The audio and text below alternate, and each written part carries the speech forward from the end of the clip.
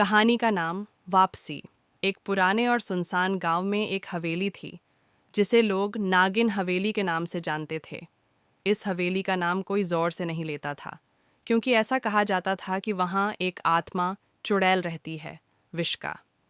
विश्का कभी इस गांव की सबसे सुंदर और समझदार लड़की थी।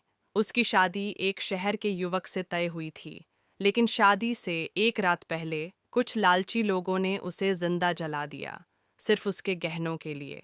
विश्का की चीखों से पूरा गांव कांप उठा, पर किसी ने उसकी मदद नहीं की। उस रात के बाद से हर पूर्णिमा की रात उस हवेली से किसी औरत के रोने की आवाजें आने लगीं।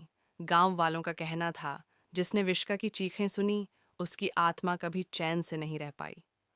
साल बीतते गए, हवेली उजड़ गई, लेकिन डर वैसा ही रहा।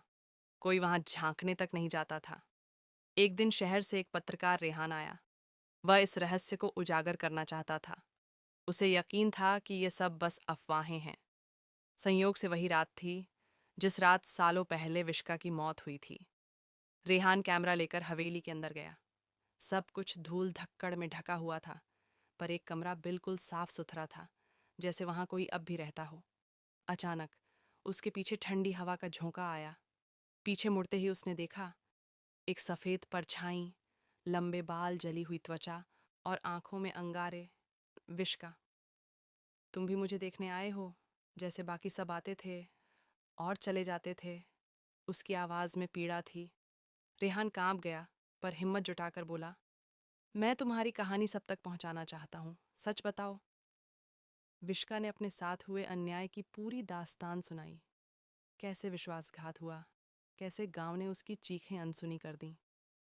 अगले दिन रेहान ने अखबार में उसकी सच्ची कहानी छापी। गांव में एक छोटी सी समाधि बनवाई, विश्का की याद में। उस रात के बाद हवेली से कभी कोई आवाज नहीं आई। गांव वाले कहते हैं, जब आत्मा को इंसाफ मिल जाए तो वह मुक्त हो जाती है। पर हर पूर्णिमा की रात एक काली परछाई गांव की छतों पर घूमती जरूर है, जैसे देख रही हो कि कहीं कोई और विश्का तो नहीं बन रही।